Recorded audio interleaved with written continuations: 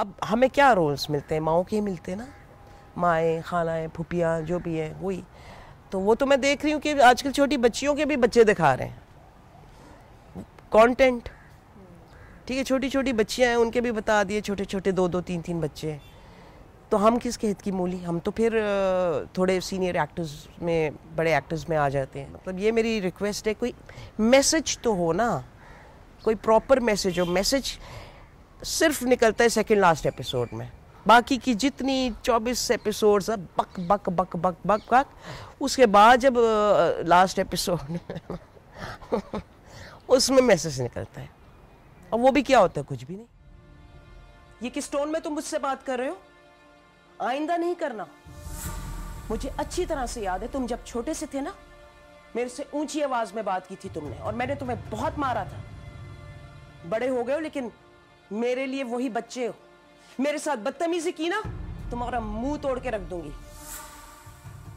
हमें ये बताएं कि आप एक अरसे से जो है वो इंडस्ट्री से बाहर नहीं, आप कहाँ थीं और उस दौर में क्या कर रही थी? मैं चली गई थी, बाहर चली गई थी, और वहाँ जाके मैंने एक और ही ज़िंदगी थी वहाँ पर। आपने तो देखी है, बाहर होती है तो एक और ज़िंदगी होती है। अपनी फ्रीडम को उस तरह से एक्सप्लॉइट नहीं किया, लेकिन एंजॉय किया। वहाँ पर बड़ी मज़े की जॉब्स की, एक जगह जो पाकिस्तान में अभी उनका कॉन्सेप्ट नहीं है। ये आपके डिपोज़ होते हैं वहाँ पे, जो इंटीरियर्स में और उसमें, तो हम लोग का ये डिपार्टमेंट था, क्योंकि हम लोग के पास अकाउंट्स थे स्टूडियोज़ के, हार्डवेयर स्टोर था जिसमें मैं, तो हमारे पास बहुत सारे स्टूडियोज़ के अकाउंट्स थे। तो उनमें जाके उनकी इंटीरियर्स देखना, इंटीरियर डिज़ाइनिंग देखना, उस तरह का उनका फॉर्मेट बनाना कि कलर स्कीम्स क्या होनी चाहिए, वो मैं कोई 12-13 साल में उसी जॉब पे, बहुत इंटरेस्टिंग थी। होता ये कि आपको डबल हो जाता है मज़ा कि अगर आपकी शौक़ की जॉब हो तो वो मैंने एंजॉय किया, बहुत एंजॉय किया। सही तो कह रही हूँ मैं, दुनिया सब पागल हो गई है, जज्बाती होकर पता नहीं क्या क्या फैसले कर रही। और तुम क्या कर रहे हो? तुम भी वही सब कर रहे हो ना। जब आप वापस आई पाकिस्तान और आपने दोबारा काम शुरू किया इंडस्ट्री में, तो उसमें आपको क्या फ़र्क महसूस हुआ प्रोडक्शन के लिहाज से, फ़नकारों के लिहाज से, स्क्रिप्ट्स के लिहाज से? जब मैं वापस आई तो मैंने बहुत सारे चैनल्स देखे जो खुल गए माशाल्लाह से। ड्रामे भी बन रहे हैं, और इस लिहाज से मुझे जहाँ थोड़ा सा मैं फ़ील कर रही हूँ दैट इज़ कि हम थोड़े से वीक हो गए कंटेंट में। एज एन एक्टर भी हम लोगों को बहुत फील होता है कि हाँ नहीं, ये लाइन तो इतनी क्लीशे हो चुकी है, आप फ्रेश हो जाएं, मैं चाय बना के लाती हूँ, मतलब ये वाला एक डायलॉग है। अच्छा, वो फिर और इतनी ऑब्वियस चीज़ें, बेटा यहाँ खड़ा हुआ है, माँ ये, अच्छा बेटा तुम आ गए, तो आ ही गए ना सामने है। तो बहुत सारे ऐसे डायलॉग्स हैं जो कि अब बहुत ज़्यादा हो गए। कभी सेनेटर, कभी गवर्नर, लगता है रोज़ रोज़ इनाम लेने की आदत हो गई है आपको। बस खाला, कभी गुरूर नहीं किया। आपने इस दौर की बेहतरीन अदाकाराओं सज्जल अली, यमुना के साथ आपने 2 सीरियल्स किए, माहिरा के साथ काम किया, कुबरा के साथ काम किया, आपने सुहाई के साथ काम किया, तो इन सब के साथ काम करने में आपको सबसे ज़्यादा किसके साथ मज़ा आया?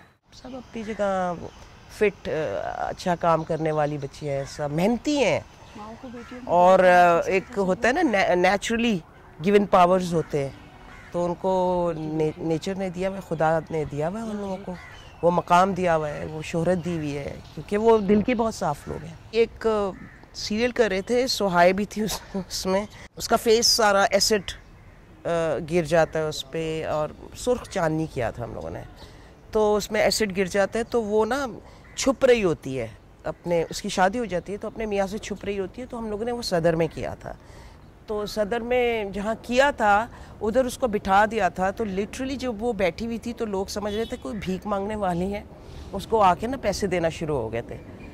तो फिर वो हमारे एडीज़ वगैरह आए, उन्होंने कहा नहीं पैसे नहीं चाहिए, हम शूटिंग कर रहे हैं, शूटिंग हो रही है। तो इस किस्म के कुछ बहुत सारे ऐसे, वो पता है जो मैं अब क्या बताऊँ, ये सारी चीज़ें बड़ी सिचुएशनल होती हैं। अब मैं और युबना जो भी कर रहे हैं प्ले, उसमें युमना और मैं हंस हंस के पागल हो जाते हैं, हंस हंस के पागल हो, लेकिन सीन बहुत सीरियस है। माहिरा के साथ जो किया था हम कहाँ के सच्चे थे, उसमें भी कुछ ऐसे थे, ऐसे सीन्स के बिहाइंड द कैमरा हंस हंस के पागल हो गए, लेकिन सीरियस। 90s में आपने हवाएं में काम किया।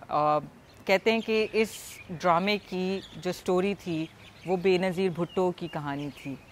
जब आपको ये कैरेक्टर दिया गया तो आपको क्या बताया गया? पूरी स्टोरी तो नहीं थी, लेकिन वो कहीं से वो मिल रही थी कि भाई वो बेनज़ीर वाला, फिर वो हमारे जिनको फांसी चढ़ती है तलत साहब, वो थोड़ा सा एक था, बड़ी बोल्ड होती है, डेयरिंग होती है, तो उसका एक पोर्ट्रे किया था उस ज़माने के लिहाज से। तो उसमें ये नहीं था कि मैं बेनज़ीर, तो कि मैं मतलब अल्लाह उनको करवट जन्नत नसीब करे, ऐसा बिल्कुल भी नहीं था। वो तो मैं बन भी नहीं सकती थी, हाँ, लेकिन कैरेक्टर ज़रूर वो था कि 90s में आपने और पीटीवी के जो दूसरे फनकार थे उन्होंने प्राइवेटाइजेशन के लिए स्ट्रगल की। उस दौर के क्या मसाइल थे और इसकी ज़रूरत आपको क्यों पड़ी? देखिए, 4 स्टेशंस थे हमारे पास, ठीक है, उसमें भी जो एक्टर्स थे वो बहुत गिने चुने एक्टर्स थे। पेशावर, क्वेटा, लाहौर, इस्लामाबाद, कराची, 5। तो उसमें बड़े गिने चुने एक्टर्स थे, क्योंकि प्लेस कम होते थे, जहाँ तक हमें पैसे मिलते थे मिल जाते थे, अच्छे उस ज़माने के लिहाज से गुजारा हो जाता था। लेकिन फिर एक एक्टर बाउंड हो जाता था, वो किसी और जगह पे काम नहीं कर सकता था, कोई और स्टेशन पे नहीं जाता था, उसको बहुत ज़्यादा परमिशन की ज़रूरत होती थी हेड क्वार्टर्स से। जैसे कराची हो गया, लाहौर हो गया, अगर वो एक ड्रामा बना रहे उसको स्पॉन्सरशिप मिल रही है तो पैसे भी जाहिर सी बात है और स्टाफ को भी मिल रहे होते थे, लेकिन बहुत ओवर स्टाफ हो गया था। ये सोचा कि भाई अब ये इसको बनाते हैं, प्राइवेटाइज करवाते हैं। तो कुछ एक्टर्स थे कि प्राइवेटाइज हो जाए, कुछ एक्टर्स थे कि नहीं, चलते हुए ड्रामों से उन्होंने छोड़ दिया था काम, उन्होंने कहा हम नहीं करेंगे। फिर हमने धरने में बिठाना शुरू कर दिए, कभी कहाँ कभी कहाँ, बहुत मतलब आहिस्ता आहिस्ता ये हुआ कि प्राइवेट हो गया, और फिर लोगों ने उसमें एज प्राइवेट इन्वेस्टर पैसे लगाना शुरू किए। फिर कुछ अच्छे भी प्रोजेक्ट्स बन गए। अब माशाल्लाह से कितने आपके सामने कितने चैनल्स हैं, कितने लोगों का पेट भर रहे हैं चैनल्स, ये भी देखें आप, माशाल्लाह से कितने लोगों के यहाँ रोज़ी आ रही है इस टाइम। हुमा, वेस्ट में तो आमतौर पर जब लड़कियां छोटे बाल रखती हैं तो वो अपनी शख्सियत के हिसाब से रखती हैं, लेकिन पाकिस्तान में जब कोई लड़की छोटे बाल रखती है तो उसे कहा जाता है कि जी बहुत निडर है, बहुत बोल्ड है, बहुत बोल्ड है।